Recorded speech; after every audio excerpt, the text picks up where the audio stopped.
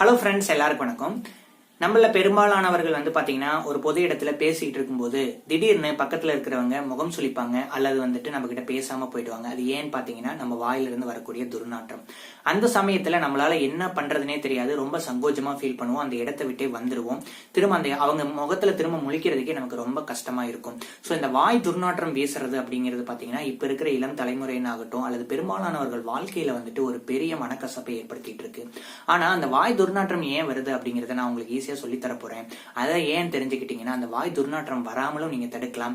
அப்படியே உங்களுக்கு வாய் துர்நாற்றம் இருந்ததுனாலும் அதை சரி செய்யறதுக்கான ஈஸியான டிப்ஸையும் நான் உங்களுக்கு சொல்லி தர போறேன். சோ இதுக்கு முன்னாடி நம்ம சேனலை சப்ஸ்கிரைப் பண்ணாம இருந்தீங்கன்னா மறக்காம சப்ஸ்கிரைப் பண்ணிடுங்க. கூடவே தகவல்கள் உடனுக்குடன் பெறதுக்கு பெல் பட்டனையும் பிரஸ் பண்ணிடுங்க. நம்ம வாயில இருந்து துர்நாற்றம் வர்றதுக்கு பல காரணங்கள் இருக்கு. முதல் முக்கியமான காரணம் என்னன்னு கேட்டீங்கன்னா சரியா பிரஷ் பண்ணாம இருக்கிறது. காலையிலயும் ஈவினிங்கும் கண்டிப்பா நீங்க சாப்பிட்டதுக்கு அப்புறம் தூங்க போறதுக்கு முன்னாடியும் காலையில எந்திரிச்ச உடனே பாத்தீங்கன்னா பிரஷ் பண்ணுங்க. எந்த பேஸ்ட் வேணாலும் யூஸ் பண்ணலாம். குறைஞ்சது 2 நிமிஷமாவது பிரஷ் பண்ணுங்க. இந்த மாதிரி ஃபாலோ பண்ணிட்டு வந்தீங்கனாலே பெரும்பாலானவர்களுக்கு வாய் துர்நாற்றம் இருக்காது. ரெண்டாவது விஷயம் பாத்தீங்கன்னா புவர் ஓரல் ஹைஜீன் சொல்லுவாங்க. எய்தர் உங்களுடைய பற்கள்ல நாள்பட்ட பற்சொத்தை இருந்ததுன்னா உங்களுக்கு வாய் துர்நாற்றம் வரும், அல்லது உங்களுடைய பல் ஈறுகள்ல இன்ஃபெக்ஷன் இருக்கு, அல்லது உங்கள் ஈறுகள்ல வாய் புண் இருக்கு அப்படிங்கிற சமயத்துல உங்களுக்கு வாய் துர்நாற்றம் வரலாம். அல்லது இன்ஃபெக்ஷன் உங்களுடைய சைனஸ்னு சொல்லக்கூடிய இந்த காற்று அறைகள்ல இருக்கு, அல்லது குழந்தைங்களுக்கு பாத்தீங்கன்னா டான்சிலைட்டிஸ் பிரச்சனை ரொம்ப நாளா இருக்கு, அடினாய்டிஸ் தொந்தரவு இருக்கு. இந்த மாதிரியான சமயத்துல அவங்களுக்கு குரட்டை இருக்கும், கூடவே பாத்தீங்கன்னா வாய் துர்நாற்றம் அதிகமா இருக்கும். சோ அந்த மாதிரி இருக்கக்கூடிய குழந்தைங்களுக்கு கண்டிப்பா இமீடியட்டா மெடிக்கல் செக்அப் எடுத்து ட்ரீட்மெண்ட் எடுத்தே ஆகணும். நாலாவது விஷயம் பாத்தீங்கன்னா நீங்க சாப்பிடுற சாப்பாட்டுல ஒரு சிலர் வெங்காயம் அதிகம் சேர்த்திப்பாங்க, ஒரு சிலர் இஞ்சி எடுத்துப்பாங்க. இந்த மாதிரி சாப்பாடு சாப்பிட்டதுக்கு அப்புறம் ஒரு சிலர் வாய் கொப்பளிக்காமே போயிடுவாங்க. அப்ப அந்த வாயில இருக்கக்கூடிய அந்த ஃபுட் பார்ட்டிகல்ஸ் பாத்தீங்கன்னா ஸ்மெல் பண்ண ஆரம்பிக்கும். கடைசியா பாத்தீங்கன்னா நீங்க சாப்பிடுற சாப்பாட்டுக்கு அப்புறம் வாய் சரியா கொப்பளிக்காம இருக்கும்போது அந்த உணவுப் பொருட்கள் வாயிலேயே பற்கு ஈறுகள்ல தங்கிடும். அப்புறம் ஒரு 2 மணி நேரத்துல பாத்தீங்கன்னா பற்கள்ல அல்லதே மாதிரி ஈறுகள்ல இருக்கக்கூடிய பாக்டீரியாக்கள் என்ன பண்ணுன்னு கேட்டீங்கன்னா அந்த ஃபுட் பார்ட்டிகல்ஸ் டைஜஸ்ட் பண்ண ஆரம்பிக்கும். அந்த சமயத்துல வெளியில வர கெமிக்கல்ஸ் எல்லாமே சேர்ந்து பாத்தீங்கன்னா ஒரு பேட் ஸ்மெல் உருவாக்கும். அதைத்தான் நம்ம பேட் பிரீத் அல்லது பாத்தீங்கன்னா ஹாலிஸ்டோசிஸ் அப்படின்னு சொல்றோம். சோ இந்த காரணங்கள் எல்லாத்தையுமே நீங்க அவாய்ட் பண்ணிட்டீங்க அப்படின்னாலே உங்களுக்கு இந்த பிரச்சனை வராது. இது மட்டும் இல்லைங்க, உங்களுக்கு மலச்சிக்கல் பிரச்சனை இருந்ததுன்னா கூட உங்களுக்கு வாய் துர்நாற்றம் வரலாம். ஏன் அப்படின்னு கேட்டீங்கன்னா உங்களுக்கு 2 வாய்கள் தான், ஒன்னு ஆசன வாய், இன்னொன்னு இந்த வாய்ப்பகுதி. சோ உள்ள போறது வெளியில வந்துதான் ஆகணும். சப்போஸ் உங்களுக்கு மலச்சிக்கல் இருக்கு அப்படின்னா நாள்பட்ட பகுதியில நீங்க சாப்பிட்ட உணவு பெருங்குடல் அல்லதே மாதிரி சிறுகுடல தேங்கி இருக்கும்போது அதுல உருவாகிற கேஸ் பாத்தீங்கன்னா வெளியில ரிலீஸ் ஆகாது. சோ அது வாய் வழியா ரிலீஸ் ஆக ஆரம்பிக்கும். அதனாலேயே உங்களுக்கு பேட் ஸ்மெல்ஸ் வரலாம். அதே மாதிரி நாள்பட்டு உங்களுக்கு அல்சர் தொந்தரவு இருக்கு, அது வயிற்று புண்ணா இருந்தாலும் சரி வாய் புண்ணாக இருந்தாலும் சரி, அதனாலையும் உங்களுக்கு வாயில துர்நாற்றம் வரலாம். சோ இந்த 2 பிரச்சனையும் நீங்க கண்டிப்பா சரி செய்யணும். கடைசியா பாத்தீங்கன்னா உணர்ந்து போன வாய், அதாவது ட்ரை மவுத்னு சொல்லக்கூடிய போதுமான அளவு நீரோட்டம் இல்லாதவங்களுக்கும் ஒரு சிலருக்கு வாய் துர்நாற்றம் வரும்.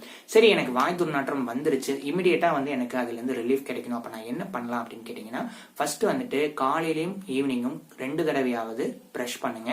ஒவ்வொரு முறையும் சாப்பிட்டதுக்கு அப்புறம் வெளியில போறதுக்கு முன்னாடி பிரஷ் பண்ணுங்க. அது நீங்க பேஸ்ட் வச்சும் பிரஷ் பண்ணலாம், அல்லது பாத்தீங்கன்னா மவுத் வாஷர் வச்சு பாத்தீங்கன்னா வாயை கொப்பளிக்கலாம். குளோரிக் எக்ஸிடின்னு சொல்லக்கூடிய அந்த ஆன்டிசெப்டிக் ஆன்டிபாக்டீரியல் ப்ராப்பர்ட்டி இருக்கக்கூடிய மவுத் வாஷ் உங்களுக்கு மெடிக்கல் ஷாப்ல அவைலபிளா இருக்கும். சோ அந்த மவுத் வாஷை நீங்க யூஸ் பண்ணலாம். அல்லது அந்த காக்லிங் நீங்க எப்பவுமே கூட வச்சுக்கலாம். எப்பெல்லாம் உங்களுக்கு ஸ்மெல் வர மாதிரி ஃபீல் ஆகுதோ அப்பெல்லாம் ஒரு 2-3 மினிட்ஸ் பாத்தீங்கன்னா அந்த மவுத் வாஷ் போட்டு நீங்க காக்லிங் பண்ணி ஸ்பிட் பண்ணிட்டீங்கன்னாவே உங்களுக்கு அந்த துர்நாற்றம் இல்லாத போயிடும். இயற்கையாகவே கிடைக்கக்கூடிய துளசியை நீங்க ரெகுலரா எடுத்துக்கிட்டீங்கன்னா அது உங்களுக்கு வாய் துர்நாற்றத்தை போக்கி நறுமணத்தை ஏற்படுத்தும். ஏலக்காய், கிராம்பு இந்த 2 பொருட்களை பாத்தீங்கன்னா உங்களுடைய உணவுகளை சேர்த்துக்கோங்க, அல்லது அதை எப்பவுமே கையில வச்சுக்கோங்க. உங்களுக்கு வாய் துர்நாற்றம் வருதுன்னா சிறிதளவு ஏலக்காய், கிராம்பு வாயில போட்டுக்கிட்டீங்க அப்படின்னா உங்களுக்கு அதை நசுக்கிறது மூலமா அந்த வாய் துர்நாற்றம் போய் வாய் ரொம்ப புத்துணர்ச்சியா இருக்கும். கூடவே கிராம்புல பாத்தீங்கன்னா உங்களுக்கு ஆன்டிபாக்டீரியல் ப்ராப்பர்ட்டி இருக்கிறதுனால உங்க வாயில இருக்கக்கூடிய கிருமிகளை அது கண்டிப்பா அழிச்சிடும். பாத்தீங்கன்னா சீரகத்தை ஒவ்வொரு முறை சாப்பிட்டதுக்கு அப்புறம் நீங்க எடுத்துக்கும் போது அது உங்களுக்கு அல்சர் பிரச்சனையும் சரி செய்யும், செரிமான தன்மையை அதிகப்படுத்தும், கூடவே பாத்தீங்கன்னா வாய் துர்நாற்றத்தையும் நீக்கும். சோ சீரகத்தை உங்களோட உணவுல எடுத்துக்கங்க. சப்போஸ் உங்களால மவுத் வாஷர் வாங்க முடியல அப்படின்னா ஒன்றும் பிரச்சனை இல்லை, வீட்லயே சுடுதண்ணி வச்சுக்கோங்க. சிறிதளவு உப்பு போட்டு காலை மதியம் இரவு 3 முறையும் முடிஞ்ச வரையிலும் அடிக்கடி வாயில வந்துட்டு வாய் கொப்பளிச்சு அந்த உமிழ் தண்ணியை வந்து வெளியில துப்பிடுங்க. இந்த மாதிரி ரெகுலரா பண்ணிட்டு வந்தீங்கனாலே உங்களுக்கு வாய் துர்நாற்றம் சரியாயிடும்.